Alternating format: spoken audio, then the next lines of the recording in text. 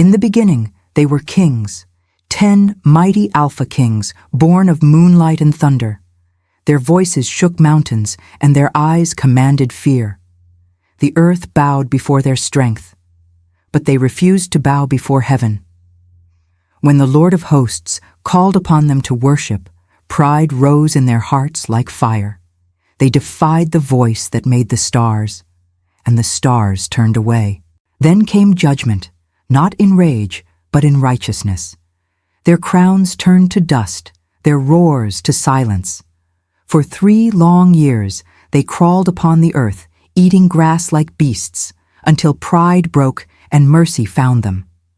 This is the tale of the 10 Alpha kings who ate grass, a story of fall and fire, of brokenness and grace, where even beasts can rise again through the power of repentance. You're watching Lily's Heart Tales, where love, faith, and the unseen meet in stories that touch eternity. Where legends meet light, and every story carries a heartbeat of truth. If you love deep stories that blend mystery, romance, and the divine, then subscribe now, and click the notification bell, so you never miss when the next tale is born beneath the moon.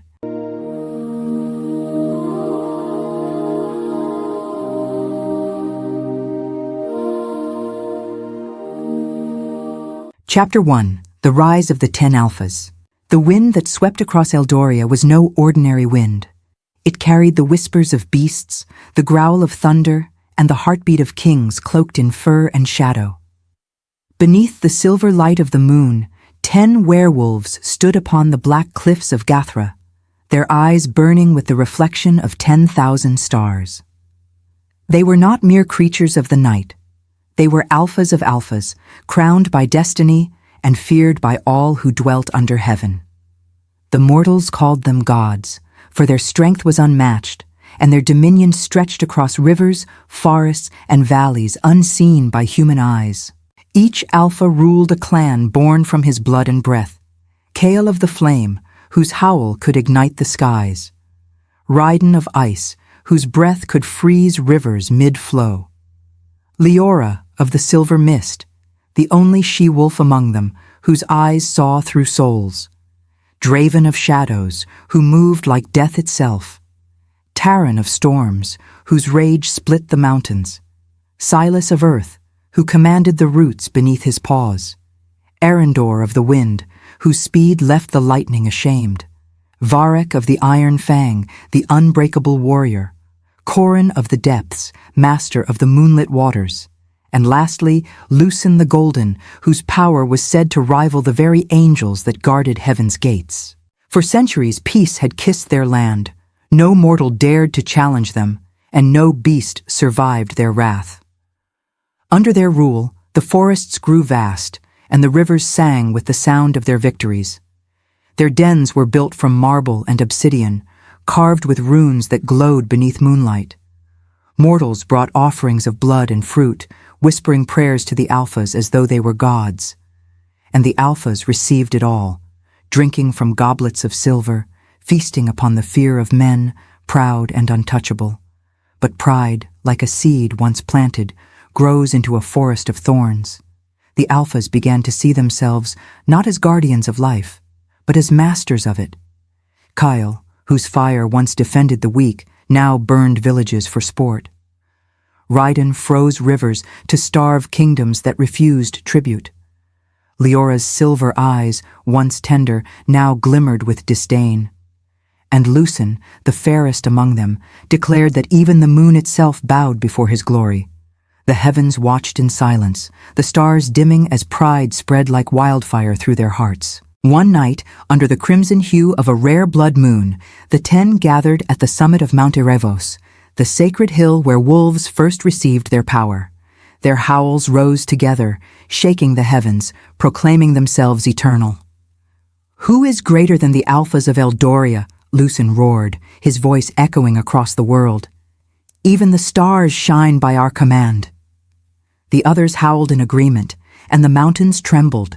Their arrogance climbed to the very throne of heaven. Far above the veil of clouds, an unseen presence stirred. the Lord of hosts, whose voice built the universe and whose breath sustains all things, gazed upon their rebellion. He, who gave the moon its light and the wolves their strength, heard their boast. His silence broke the stillness of eternity. And though his voice did not yet thunder upon the earth, a command rippled through creation. They shall be warned once, and once only. In the days that followed, signs appeared across the land. Rivers turned bitter. The moon dimmed, its silver face veiled in shadow. The pack members of the 10 Alphas began to fall ill, their eyes clouding, their fangs crumbling. Yet the Alphas saw not warning, but war. "The heavens envy us," said Kyle, his mane blazing with flame. "Let the stars rage, we bow to none." Their pride deafened them to the trembling of creation itself. And so the world watched, silent, waiting. The mountains knew what the Alphas did not, that the Lord of hosts had set his gaze upon them. In the stillness before judgment, the 10 stood tall, their fur glimmering beneath the fading moonlight, unaware that their reign had reached its twilight. Power had blinded their sight, and pride had sealed their fate.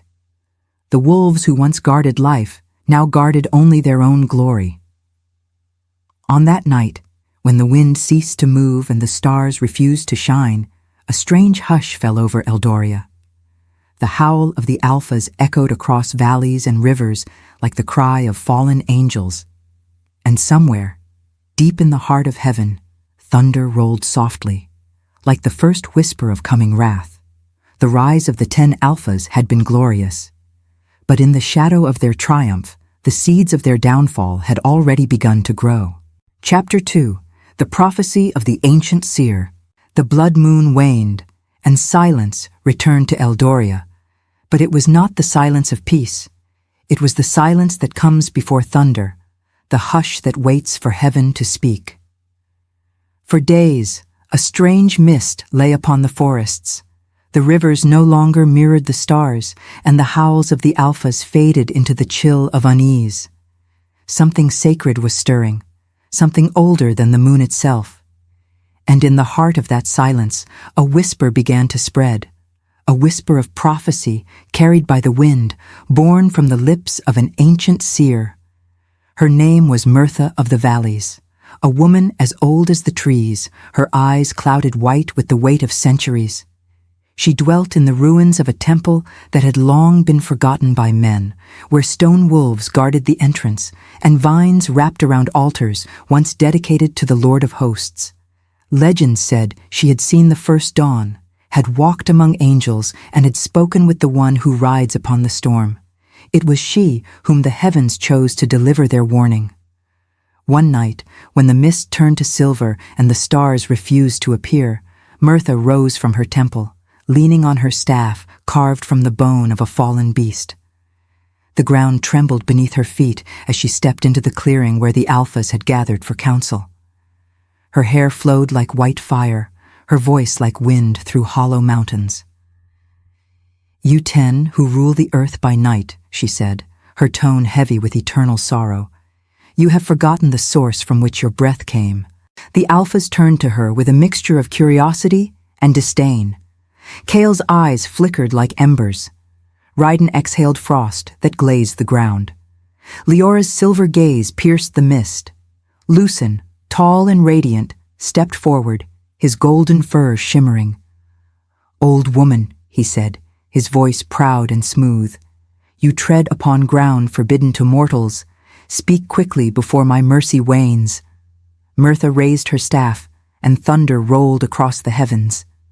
"I come not by mortal strength, but by the command of the Lord of hosts, the one who made the moon you worship and the fangs you bear. You were created to guard his earth, not to rule it. But your pride has risen to his throne, and your howls now challenge his name." The Alphas bristled, their growls echoing through the clearing. Her voice did not waver. "He has spoken. If you do not bow before him, your crowns will turn to dust, your claws to grass. You will crawl upon the earth as beasts and eat of the field for 3 years, until you learn that the Most High rules over all creation." A silence fell so deep it seemed the forest itself held its breath. Then, slowly, laughter erupted from the Alphas. Dark, thunderous, mocking laughter that rolled across the valleys like storm clouds. "Eat grass?" scoffed Kale, flames licking the corners of his mouth. "We devour kings and drink the blood of lions." Raiden struck the ground, freezing it solid beneath his paw. "The Lord of Hosts, we bow to none. We are the masters of night." Leora's voice was soft but venomous. "The stars bow to the moon, and the moon bows to us. Who then is greater?" The seer's eyes filled with tears, not of fear, but of sorrow. "You have spoken your pride before the heavens," she said quietly, "and the heavens have heard." With that, she struck her staff against the ground, and light burst forth, a pillar of white fire that rose to the clouds. The Alphas staggered back, snarling, their eyes burning against its brilliance. In that light, they saw visions. The moon darkened, their claws dulled, their bodies crawling on the fields like cattle. They saw themselves eating the herbs of the earth. Their howls turned to groans. Then, as suddenly as it came, the light vanished, leaving only the echo of the seer's trembling voice. "The Lord of Hosts has spoken. The hour is near." The Alphas stood frozen, their hearts pounding with a strange unease they could not name. For the first time in centuries, they felt something stir deep within them. Fear, yet pride, like a serpent, coiled tighter around their hearts. "She is a witch," Lucen declared, shaking off the vision. "A deceiver of spirits. Let her return to her stones and dust." With a flick of his claw, he dismissed her, and the others turned away, their howls rising defiantly once more. But Mirtha did not move. Her eyes lifted toward the heavens, where a single thundercloud had begun to form, glowing faintly with silver fire. "You have been warned," she whispered, as her figure faded like mist. "And when the wind changes, you will remember my words." That night, the Alphas howled louder than ever, their pride roaring against the heavens. Yet high above, the moon no longer smiled upon them. It hid its face behind the clouds, as though it could not bear to watch what was soon to come. Chapter 3. The Celestial Summons. The third night after the prophecy, the sky above Eldoria grew restless. The stars, once bright and faithful, flickered as though afraid. The moon, pale and distant, withdrew her light, veiling her face behind clouds thick with storm. The wind moaned across the mountains, carrying a sound unlike any the Alphas had heard before, a low, resonant hum that seemed to come from the bones of creation itself. The beasts of the field hid. The owls silenced their calls. The rivers trembled. All of nature held its breath, for the Lord of Hosts was about to speak. In the highlands of Gathra, the 10 Alphas gathered once more. Their eyes glowed like coals in the darkness, their bodies shimmering with power. Yet there was a tension among them, a silence that even their arrogance could not dispel. The words of the seer haunted their minds like smoke they could not blow away. But Kale broke the silence, his voice sharp as flame. "We are the blood of the moon and fire of the night," he declared. "Shall we tremble before invisible thunder?" The others growled in approval, their pride rising again like a tide against the shore of fear. Then it came. A sound, not thunder, not wind, but something far greater. The heavens split open with a voice that carried eternity within it. It was neither male nor female, young nor old. It was the sound of the one who was before all things. The mountains shook, the rivers rose, and every leaf on every tree bowed toward the east. The voice spoke, not in wrath, but in command. "Come forth, O sons of the moon. Present yourselves before my light." The Alphas froze. The command struck through their souls like a blade of pure fire. Their hearts pounded. Lucan, the Golden, raised his head proudly, forcing back the trembling in his limbs. "The Lord of Hosts calls us," he said with a cold smile. "Then let him find us unbowed." Kale's mane flared with fire. "Let him behold our glory and see that we are gods among beasts." But Leora, the silver mist, lowered her gaze, her voice barely a whisper. "Loosen. What if the seer spoke truth?" Her question died in the wind, swallowed by Kale's defiant growl. "Truth?" he spat. "The truth is power, and we are power." The air thickened. Lightning split the sky, not in streaks, but in rivers of living fire. The clouds parted, and through them descended a brilliance so vast that even the moon fled before it. The light had no color, yet all colors lived within it. The Alphas felt their strength waver, their fangs dulled, their breath faltered. The voice came again, filling heaven and earth. "I gave you breath and dominion. I clothed you in strength and glory, but you have lifted your howls against my throne." Kyle roared, his body shaking, his fire clashing with the divine wind. "We bow to no master," he cried. Raiden joined him, freezing the air around them. "We are the rulers of night." Lucen raised his head, his golden fur glimmering faintly against the radiance.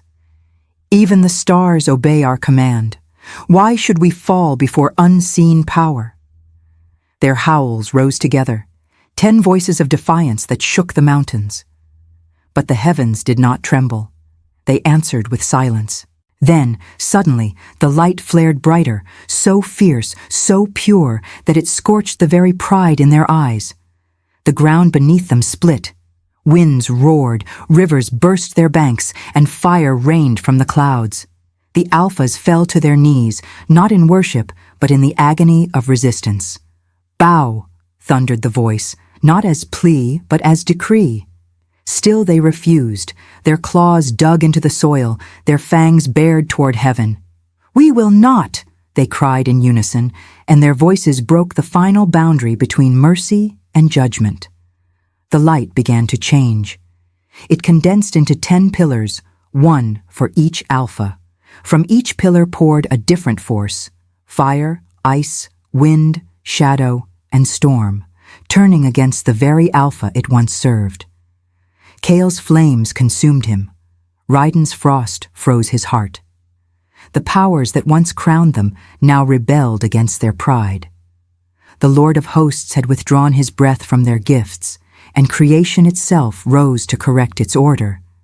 The Alphas screamed, not in defeat, but in the terror of knowing they had defied the hand that made them. When the light faded, all that remained was the sound of rain. The heavens wept upon the land of Eldoria. The Alphas lay sprawled upon the earth, their bodies trembling, their strength drained. Their eyes that once blazed with lunar might now dim to the color of ash. The command of heaven had been spoken, and their defiance had sealed their fate. The judgment had begun, though they did not yet understand what form it would take. Far above, beyond the clouds, a voice whispered softly to the stars. "Let them eat the herbs of the field. Let them learn that the Lord of Hosts reigns over all." And as the rain fell upon their broken forms, the first drop of their 3-year curse touched the earth. Chapter 4. The Curse Unleashed. The night after the summons was heavy with silence. No howl rose to greet the moon. No flame danced from Kyle's mane. The wind lay still, and even the stars looked down in mourning. The 10 Alphas lay scattered upon the field of Gathra, their bodies trembling, their pride smoldering like dying coals. The heavens had spoken, and their defiance had cracked the spine of their strength. Yet still, within their hearts, pride whispered its final songs. They thought the storm had passed, that heaven had spent its fury, but judgment had only begun its work. At the first breath of dawn, a strange chill swept the land. The earth itself seemed to exhale sorrow. The Alphas rose slowly, their paws heavy, their senses dimmed. Lucen turned his eyes toward the horizon, expecting the light of the sun to warm his golden fur, but the light burned instead. His flesh seared under the first touch of morning. Kale tried to summon flame, but sparks only flickered and died. Raiden reached for frost, but ice melted in his grasp. Their powers, the gifts that once made them gods, were slipping through their claws like sand through an hourglass. The curse had begun to breathe. From the heavens came a murmur, like a river of wind. It rolled through the valleys and forests, unseen but undeniable. The voice of the Lord of Hosts, low and vast, spoke once more, not to command, but to declare, "Let their glory turn to grass, their hunger to dust, their howl to silence." And at once, the Alphas felt their bones twist, their muscles convulsed, their forms bending and reshaping against their will. Their eyes, once filled with celestial fire, dimmed to the dullness of beasts. Their proud manes fell away in clumps, their claws dulled, their fangs shrank into the gums of shame. They clawed at the earth, growling, howling, weeping, but the heavens did not hear them. Leora was the first to cry out, not in pain, but in despair. "No, not this. Take my crown, take my power, but not my mind." Her voice cracked as her throat constricted, her words dissolving into a guttural cry. Kyle's roar shook the mountains one last time before turning into a hollow, broken groan. Lucen, the golden, staggered forward, his glowing fur now fading to dull gray. "We are Alphas," he gasped. "We are kings." But the ground swallowed his pride, forcing him to his knees. His chest heaved, his breath grew ragged. One by one they fell, to the dust, to the earth, to the very soil they had once ruled. Then came the hunger. A strange, gnawing emptiness crept through them. It was not the hunger for flesh or for blood. It was something lower, crueler. They tried to hunt, but no prey would come near. The animals fled at their scent, the birds scattered at their shadow. In desperation, Kale pressed his mouth to the ground. His teeth found not meat but grass, bitter, cold, wet. He spat it out, but his body demanded it again. He tore at the roots, swallowing them in humiliation. The others followed, some weeping as they ate, their pride dissolving with every mouthful. The kings of the night had become beasts of the field. Seasons began to turn. The once great dens of the Alphas were overtaken by vines. Statues of their glory crumbled beneath the rain. The packs that once worshipped them scattered into the wilderness, their loyalty shattered by the sight of their fallen lords. Some whispered that the Alphas had been devoured by heaven's fire.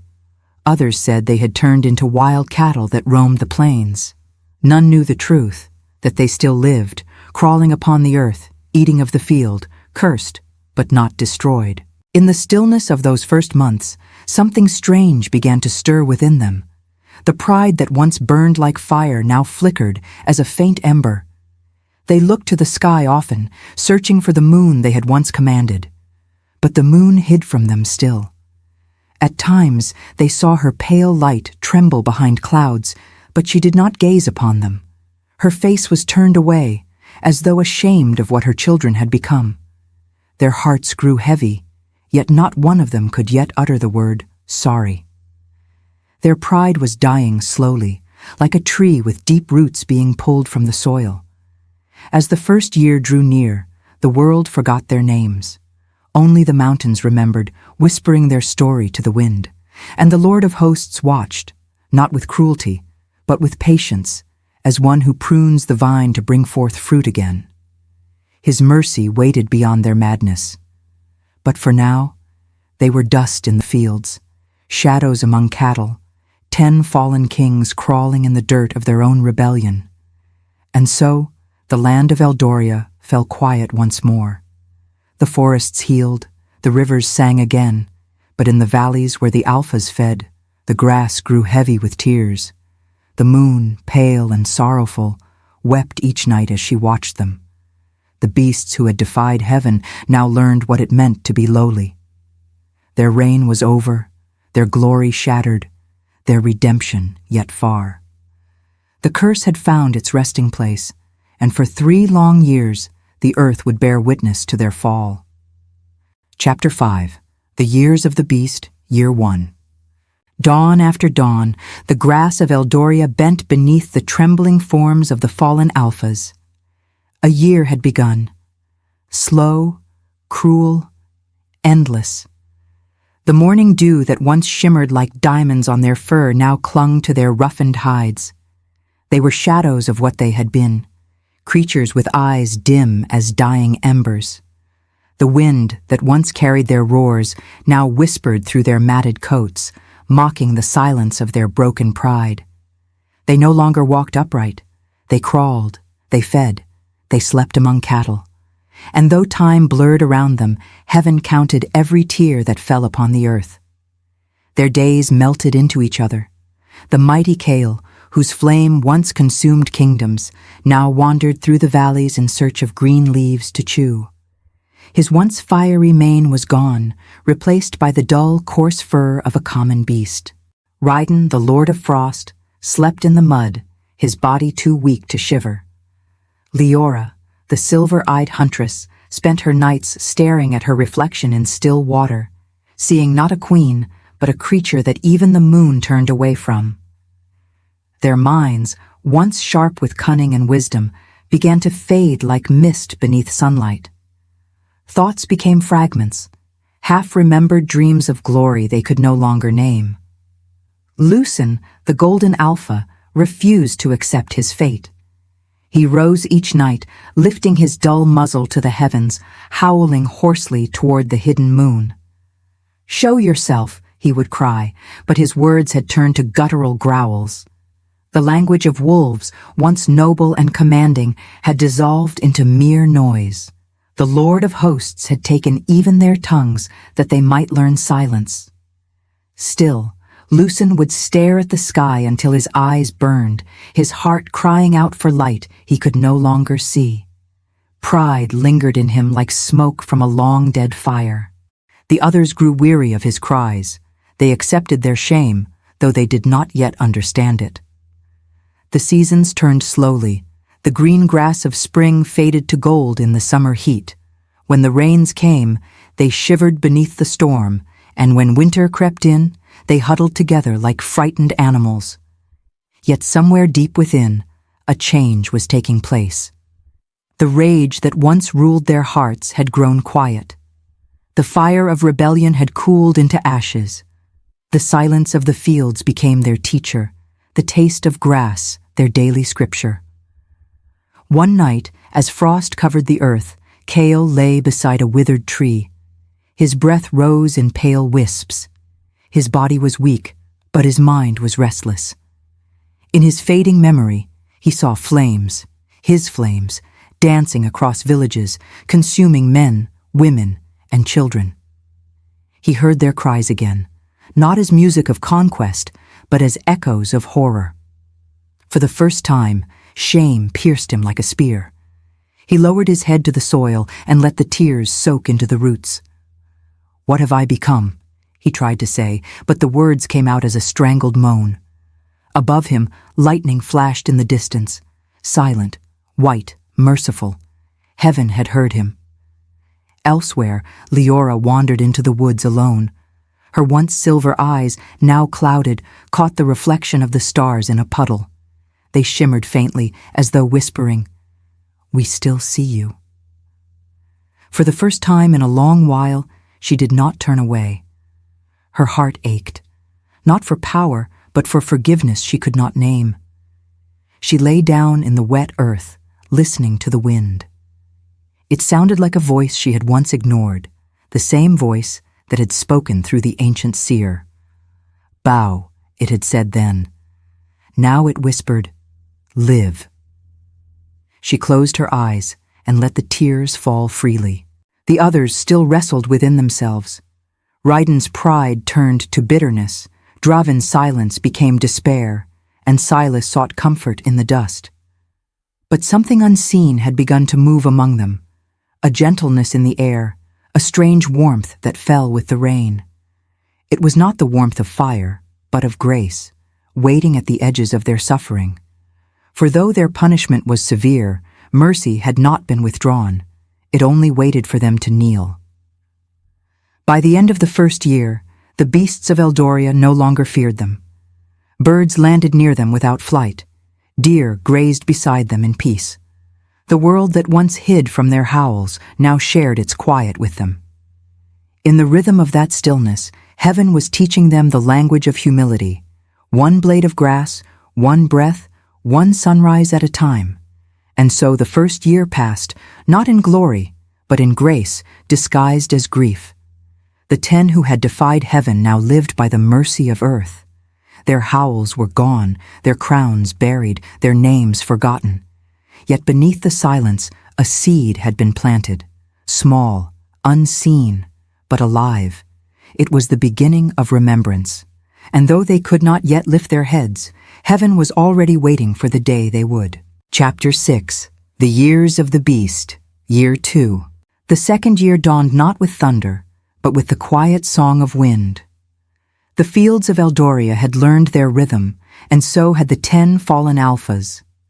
Their hearts beat slower, softer now, less like warriors and more like wanderers. The world no longer trembled at their steps. Instead, it embraced them with the patience of the earth. They had become part of the land they once sought to rule. And though the curse had stripped them of all pride, something gentle had begun to stir within their souls, like spring beneath the snow.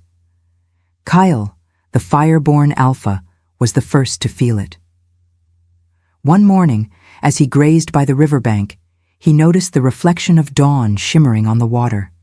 The light was pale gold, the same hue that once marked his fiery mane. For a long while, he stood there, staring, not in vanity, but in wonder. It was as though heaven was showing him what remained. Not his strength, not his power, but his breath. Life. Undeserved, unearned, yet still given. A warmth filled his chest, and he bowed his head, not to drink, but to give thanks. It was clumsy, wordless gratitude, but the heavens received it like music. Elsewhere, Leora wandered through a meadow covered with wildflowers. Their scent was sweet, unfamiliar. She had forgotten how beautiful the earth could be when not soaked in blood. She lay among them, her fur brushing against petals of gold and violet. The sun kissed her back, and for the first time since the curse began, she closed her eyes, not in shame, but in peace. She dreamed of a world where her pack did not howl for conquest, but for joy. When she awoke, a single butterfly rested on her nose. It did not flee. It simply lingered, fragile, fearless, free. She smiled inside her heart, and the smile felt like prayer. Raiden, once the cold and unyielding lord of frost, began to hear voices in his dreams. They were not the cries of battle, but whispers of old words he had forgotten, words from a time when he still feared the Most High. "I am still here," the voice said, soft as snow. He would wake trembling, his heart pounding with something he could not name. Each night it returned, clearer, closer. "Bow, Raiden, not in defeat, but in remembrance." The words burned like fire through his icy soul, melting the hardness within him. When morning came, he found himself kneeling without command, his head bowed low to the soil. The dew beneath him shimmered brighter than before. Lucen, the golden Alpha, resisted still. Though his body was weak, his pride refused to break. "If the Lord of Hosts desired us gone," he muttered within, "he would have destroyed us. Why then this torment?" He mistook mercy for punishment and patience for cruelty. But heaven was not done with him. One night, as the moon climbed high, he saw in a dream 10 stars falling from the heavens. They burned through the clouds and vanished into the earth. Then, from the ashes, 10 new lights rose, brighter, humbler, purer. When he awoke, his heart was pounding, his breath unsteady. He did not understand the dream, but for the first time he felt small and, strangely, safe. As the seasons rolled forward, the beasts of Eldoria began to accept them fully. Birds perched upon their backs, lambs grazed beside them, streams welcomed their reflection. Nature had forgiven them, even before they forgave themselves. The Lord of hosts, whose ways are higher than pride and deeper than wrath, was writing his mercy in the language of the fields. He was teaching them what no crown could, that to rule is not to conquer, but to serve. Slowly, the lesson took root. One evening, as rain fell soft upon the land, the 10 alphas gathered by instinct beneath an ancient oak. They did not speak, none remembered how, but they felt a unity they had not known even in their days of power. The lightning flashed across the sky, illuminating their lowered heads. The thunder rolled gently, not in anger, but like the voice of an old friend returning. And though none could hear it with their ears, every heart among them caught the same message. The beginning of wisdom is humility. By the end of that second year, their hunger had changed. They still ate grass, but no longer with despair. It sustained them now. It was their daily bread, the food of repentance, the meal of patience. They no longer longed for the taste of blood, for the thrill of dominance, or for the roar of battle. The beasts who once feasted on flesh now survived on grace disguised as green. And in that humble act, heaven smiled. For they were learning, slowly, painfully, beautifully, to live again. And so, the second year closed like a gentle curtain. No tragedy, no triumph, only the quiet rhythm of hearts that were beginning to remember their Maker. The curse had not yet lifted, but something greater had begun to rise within them. Surrender. And from that surrender, a faint, holy light began to glow in their eyes again, the first sign that redemption was already stirring in the soil beneath their knees. Chapter 7. The Years of the Beast, Year 3. The third year dawned with a silence so pure it felt like the breath of heaven had settled upon Eldoria. The 10 alphas, once beasts of fury and pride, had grown gentle as the morning mist. Their fur, weathered and gray, bore the mark of time. Their eyes, once blazing with rebellion, now shimmered with quiet light. They no longer roamed in restless rage, but walked slowly through the meadows like shepherds of peace. The curse still clung to them, yet in their stillness it had lost its sting. Something divine had begun to bloom within their weariness. Something holy, like dawn after endless night. Kyle was the first to sense it. One evening, as the sun sank beneath the hills, a strange glow spread across the fields. It wasn't fire. No, this light did not burn. It healed. He lifted his head, and for the first time in years, he saw a figure walking among them, tall, radiant, clothed in a robe white as lightning. The grass bowed beneath his feet, but the air around him trembled with peace, not fear. Kyle tried to move, to speak, but his voice failed him. The figure turned, and though his face was hidden in light, Kyle knew, deep, unspoken, that it was the Lord of hosts himself walking among his fallen sons. Then the vision faded like mist, leaving Kyle trembling, changed. He shared the vision through growls and gestures, and though his words were lost, the others understood. They felt the nearness too. For days after, the air carried a fragrance, like myrrh and rain, and their hearts burned with longing they could not explain. They began to rise before dawn, waiting by the riverside, their muzzles lifted to the horizon. They no longer howled in defiance, but in yearning, soft, sorrowful notes that floated into the heavens like incense. The valley that had once echoed with wrath now sang with repentance. Angels, unseen, listened in silence. Leora, whose eyes had grown dim from weeping, began to dream again. In her dream, she stood by the same river where she once washed her blood-stained claws. But this time, the water was clear, flowing from a golden mountain. She stepped in, and her reflection changed, the beast fading, the woman reappearing. She heard a voice, tender yet powerful. "Leora, daughter of the dust, your tears have reached me. Arise." When she woke, her heart pounded with awe. She knelt in the grass, her forehead pressed to the soil, and wept, not for shame, but for gratitude. Her tears sparkled like dew in the sunlight. Raiden, too, found peace in surrender. He no longer fought against the voice that called him each night. Instead, he welcomed it.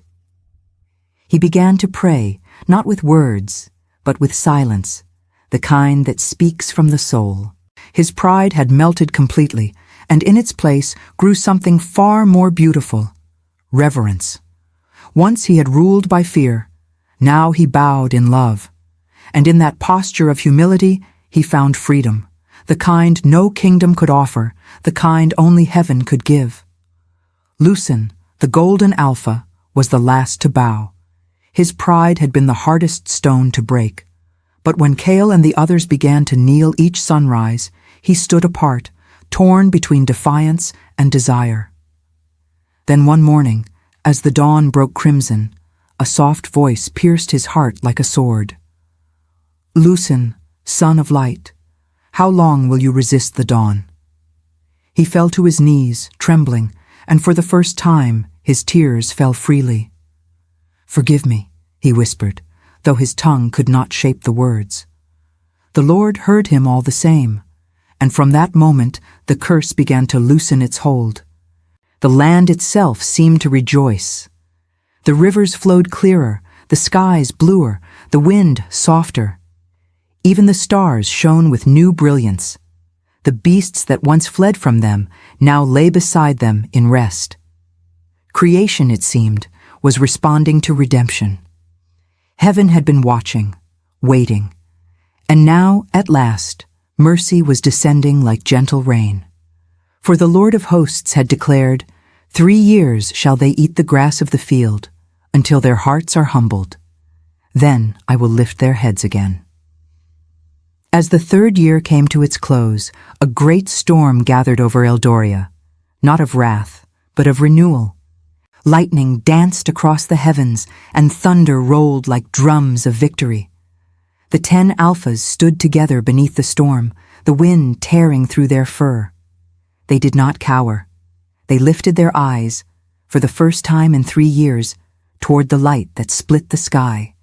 And from that light came a voice, mighty as the sea, gentle as the dawn. "It is enough." The rain fell, heavy and pure, washing over them like a baptism. The ground shook, the air shimmered, and one by one the beasts began to change. The fur melted into skin, claws into hands, fangs into lips that could speak again. When the storm ceased, 10 figures knelt in the grass, no longer wolves, but men, weeping beneath the open heavens. The curse was gone, the lesson was complete, and in that moment, the 10 who once defied heaven became its witnesses forever. Chapter 8. The Return of the Alphas. The storm had passed, leaving the world trembling in silence. The 10 Alphas lay motionless in the grass, their breaths shallow, their bodies drenched in the rain of redemption. The morning sun broke through the clouds, laying its golden fingers upon their faces, and for the first time in 3 long years, warmth did not sting. It healed. They opened their eyes one after another, and where once there had been the gaze of beasts, now shone the light of men reborn. The earth itself seemed to sigh in relief, as though creation knew that the curse had been lifted.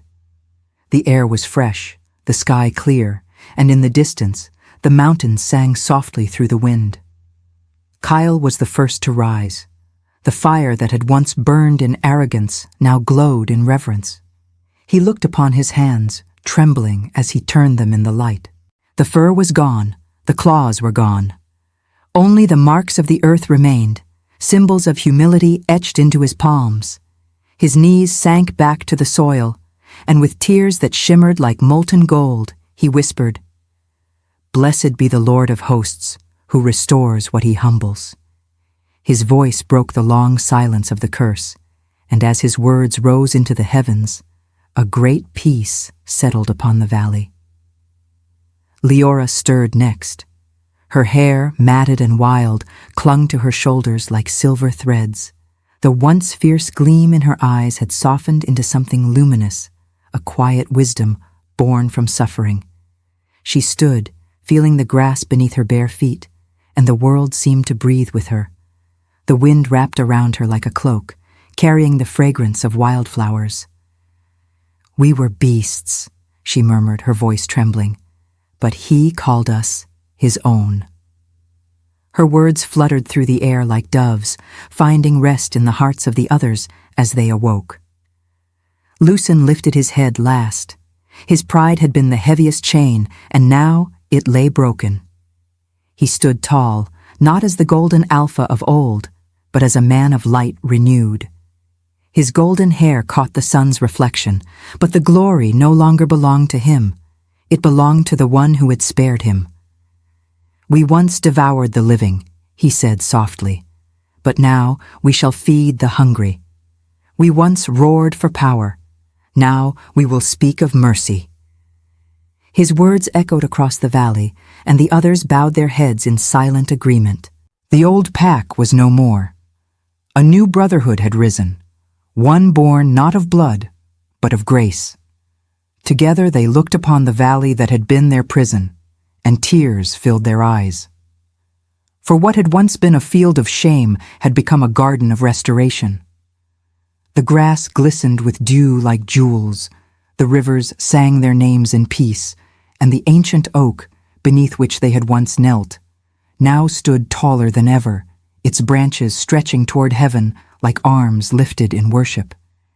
It was as if the earth itself bore witness to their redemption. Kale stepped forward and laid his hand upon the tree's bark. "Let this place be holy forever," he said, "for here the proud were made sons again." They began their journey homeward at sunrise. The path that had once seemed endless now shone with light. Birds flew above them, singing melodies that had long been silent. Villages that once feared their shadow now stood in awe as they passed. The people did not recognize them at first. 10 strangers clothed in humility, walking barefoot upon the road. But when they spoke of the Lord of hosts and the mercy that had turned beasts into men, hearts were pierced and tears fell freely. The news spread like fire, not the fire that destroys, but the fire that awakens. When they reached the borders of their former kingdoms, silence met them. The thrones they once ruled had turned to dust. The crowns they once wore were long forgotten. But they did not seek them. They built no walls, raised no armies. Instead, they knelt upon the very ground they had once trampled, and with hands that had destroyed, they planted seeds. Fields grew where fortresses had stood, and children played where blood had once flowed. The people called them the 10 Redeemed, and though no title could capture their journey, it was enough. Lucen gathered them one evening beneath a twilight sky. "Brothers," he said, "and sister of grace, the Lord has done this. Let our lives now be altars, our words, psalms. We were made beasts because we defied his throne. We were restored because he never left his mercy behind." They lifted their faces to the stars, and for a moment the heavens shimmered as though 10 new constellations had been lit, reminders of the day heaven bowed low to raise the fallen. And so the 10 Alphas walked no longer as lords, but as shepherds of peace, guardians of a kingdom not made by hands. The curse that had once silenced them became their testimony. Their scars became songs, and their names once feared became whispers of hope. For they had learned the greatest secret of all, that the Lord of hosts humbles to heal, breaks to bless, and turns beasts into men when they finally bow their hearts to him. Chapter 9. The Testimony of Fire and Light. The days that followed their return were like sunrise after centuries of night. Word spread swiftly across the lands, not of war or conquest, but of wonder. 10 souls who once ruled as beasts had returned as bearers of light. The villages of Eldoria whispered their story by firelight, and travelers spoke of men who walked barefoot through the fields, leaving trails of glowing embers where they prayed. It was said that when they spoke the name of the Lord of hosts, the air itself trembled and the winds hushed to listen. For they were no longer alphas of might, they were vessels of fire and mercy, living psalms of redemption. Kyle became the keeper of the mountain flame. He built no temple, yet every night the heavens seemed to crown the peak with light when he knelt there in prayer. Those who came to him sick or broken returned whole, their wounds cleansed not by hands, but by faith. He would say softly, "It was not the fire that purified me, but the humility of ashes." His eyes, once fierce, now glowed like coals of compassion. To see him was to remember that even wrath can become warmth when touched by grace. Leora wandered through the valleys, her silver hair flowing like moonlight. Where she walked, peace followed. The children of widows and the lost gathered around her, and she taught them to sing again, not songs of fear, but hymns of hope. The wild creatures of the woods no longer fled from her. Deer drank beside her, and birds rested upon her shoulders. She became a mother of many, her voice soft yet powerful, like a river carrying light. "He made me a beast," she would tell them, "so that I would learn the gentleness of his hand." Her laughter, once rare, became a melody the meadows remembered. Lucen, the Golden One, traveled eastward where pride still ruled men's hearts. He entered kingdoms built on arrogance and power, standing before thrones as a stranger clothed in rags. To kings who mocked, he simply said, "Once I was as you are." And when they laughed, thunder answered him from heaven. When they trembled, he bowed, saying, "Do not fear me. Fear the one who humbles kings to raise them again." His presence became legend. No sword could touch him, no curse could silence him, for he carried not vengeance, but the authority of mercy, and that was the strongest crown of all. Raiden, who once commanded frost and winter, became the guardian of the north. He built sanctuaries for travelers lost in snow, lighting fires that never went out. Those who entered seeking warmth found more than heat. They found faith. He would sit by their side and tell them, "I once froze the hearts of men, but he melted mine." When he prayed, snowflakes fell like stars, and the auroras above shifted to form the shape of wings, as though heaven itself camped above his roof.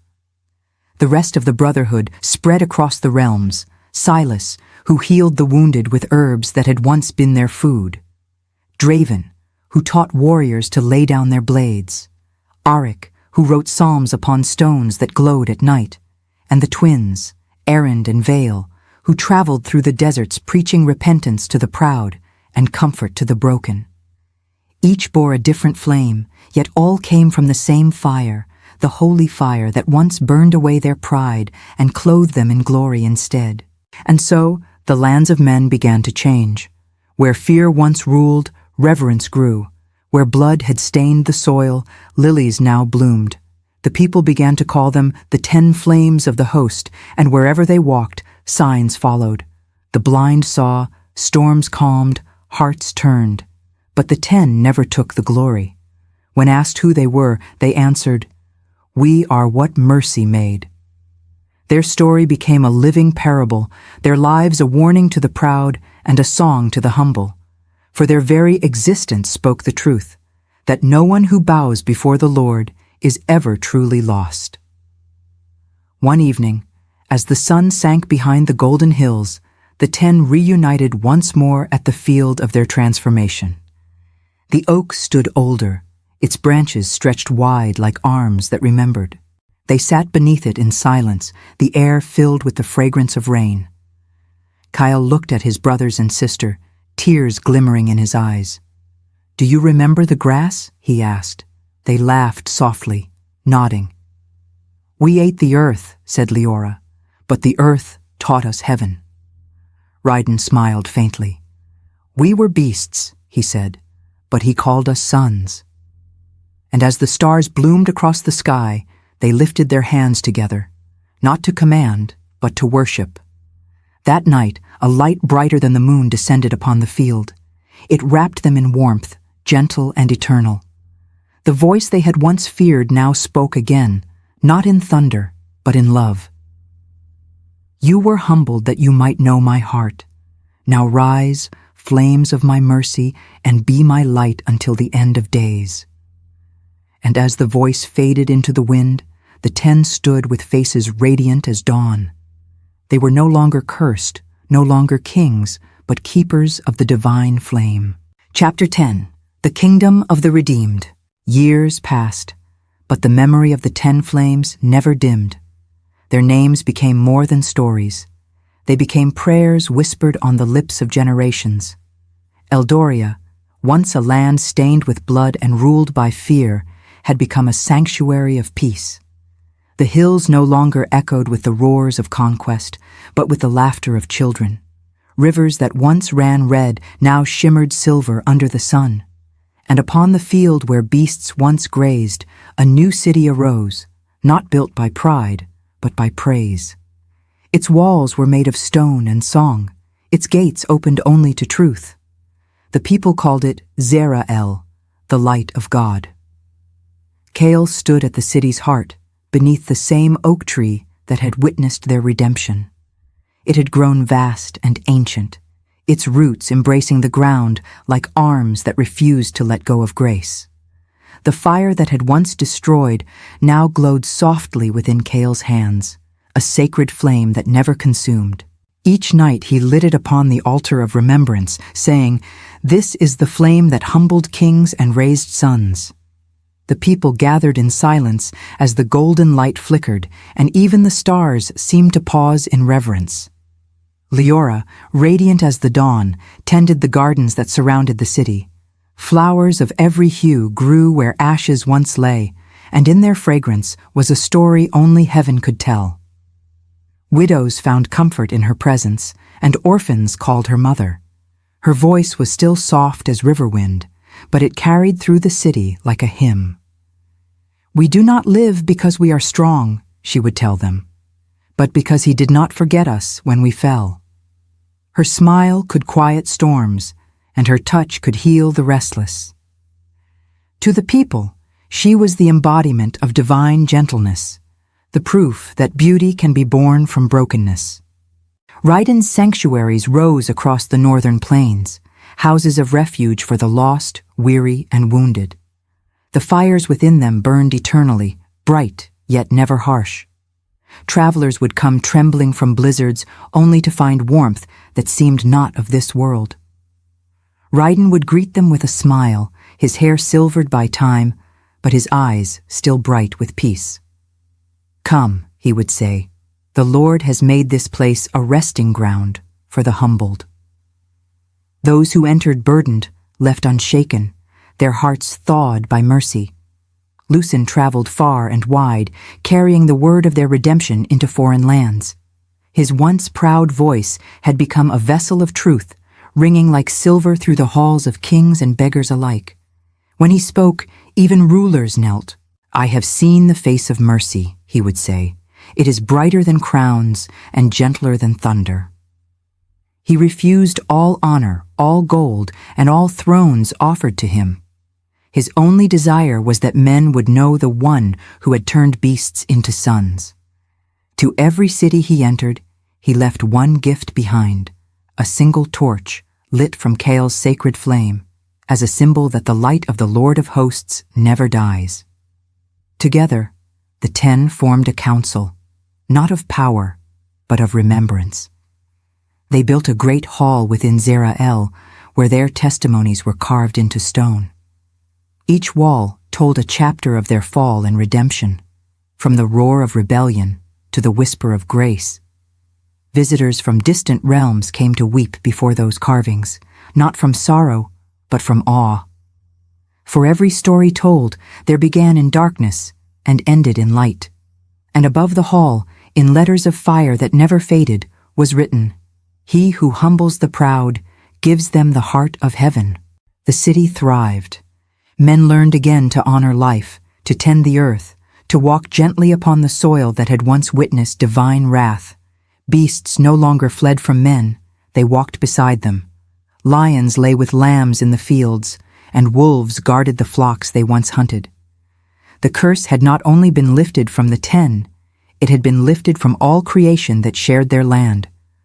For the redemption of one heart, when true, becomes the healing of many. And so, Zera-El stood as a living song, a testimony carved in time. The sun never rose upon it without lighting the sacred oak, and every dawn the people gathered there to pray. Children grew up hearing the tale of the 10 flames, and elders passed it down as sacred truth, that no pride, no power, no curse is greater than the mercy of the Lord of hosts. When the wind passed through the fields, it seemed to whisper their names, not in fear, but in worship. As the years folded into decades, the 10 began to fade quietly from sight. One by one, they withdrew from the city, returning to the places of their testing: the river, the mountain, the valley, the field. Some said they turned again into light. Others said they became the stars that now crown the night sky above Eldoria. But all knew this: they were not gone. For the flame they carried still burns in the hearts of all who remember, the flame of humility, mercy, and eternal redemption. Chapter 11. The Eternal Flame. The years rolled away like soft clouds over dawn, and time wrapped its cloak around the memory of the 10 Alphas. Yet their story did not fade. It deepened, glowing quietly in the soul of Eldoria like embers that refused to die. The city of Zera-El had become the heart of light itself. No shadow could linger there for long, no deceit could find a home. Pilgrims journeyed from distant kingdoms to kneel where beasts once grazed and men were remade. They called that place the Field of Grace. Every blade of grass whispered a story, and every drop of dew reflected the mercy of the Almighty. For upon that soil, pride had bowed and heaven had kissed the earth. Kyle, now aged in grace, climbed once more the hill of their old repentance. The oak tree, mighty and full of wings, bent slightly as if to honor his coming. His silver hair shimmered in the golden breath of morning. "It has been long, Lord," he whispered, yet every heartbeat still remembers. Around him, the wind stirred, not wild as before, but tender, like a father's touch. He felt it upon his face and fell to his knees. "You made beasts of us, not to destroy us, but to reveal yourself through our breaking." His tears fell like pearls upon the earth, and the oak trembled as if heaven itself had heard his prayer. In another corner of the world, Leora stood by the river that once mirrored her sorrow. The waters were clearer now, carrying the reflection of stars even in daylight. She knelt by the current, letting it run over her fingers, and smiled faintly. "Once, this river carried my shame," she said. "Now it carries songs." A soft light gathered around her, wrapping her like dawn around the horizon. She looked upward, and her voice broke into a whisper. "The Lord of hosts, my Redeemer, take what remains of me and make it flame." The river answered not with words, but with a glow, as if liquid fire flowed instead of water. The heavens watched in silence. Lucen was in the western fields, where once his pride had driven men to war. The grass was green now, pure and endless. He lifted his staff and drew a circle upon the earth. Within it, he knelt, whispering the words that once burned his lips. "I bow." The ground pulsed with holy fire, not consuming but transforming, and when he looked up, he saw 9 lights rising across the sky, his brothers and sister, each glowing like the sun in miniature. "It is time," he murmured. "The Lord calls his sons home." The wind carried his words to the farthest corners of the realm. One by one they gathered upon the plain, Kyle, Leora, Ryden, Lucen, and the others, 10 lights clothed in human form, yet radiant beyond measure. The people of Zera-El beheld them and fell to their knees, for the air trembled with divine power. thunder rolled softly across the heavens, but it was not the sound of wrath. It was the sound of return. Above them, the sky opened like a curtain drawn aside, and a brilliance beyond sight filled the world. Out of that glory came a voice, deep as eternity, gentle as mercy, the voice they had once defied and later adored. "Sons of the dust, my fires of redemption," said the Lord of hosts. "You have walked the path of beasts and borne the weight of pride. You have knelt in the valley and risen in the flame. Now behold, your labor is done. The earth knows my mercy through your scars. Come home, my alphas of light." The 10 bowed low, and their tears became sparks of gold that scattered across the world, igniting hearts far and wide with repentance. "Not unto us, O Lord," Cael whispered, "but unto your name be glory." Then, as one, they lifted their hands. Light poured from them, rising like 10 pillars into the sky, converging at the heart of heaven. The people wept, not from sorrow, but from awe, for they knew they were witnessing the final redemption of the redeemed. The heavens blazed with color, sapphire, gold, and white, as the 10 flames ascended. Their forms dissolved into pure radiance, merging into a single eternal fire that burned before the throne of the Almighty. Angels sang. The stars bowed. Creation trembled in worship. And from that fire, a new light was born, a flame that would never fade, a living reminder that even the mightiest who fall can rise again through grace. In Zerah-El, the sacred oak burst into bloom, though no season had called it. From its roots sprang 10 streams of living water that flowed throughout the land, healing all they touched. The people drank and remembered, and every child born after that day was said to bear a spark of the 10 flames within their soul. The curse of pride had been turned into a covenant of mercy, and so it was that the tale of the 10 Alpha Kings, who once defied heaven and ate the grass of the field, became the hymn of all generations.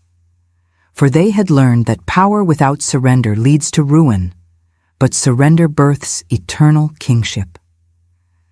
Their story did not end in fire, it became fire, and through all ages the heavens still whisper their name, the 10 who bowed and became the flame of God.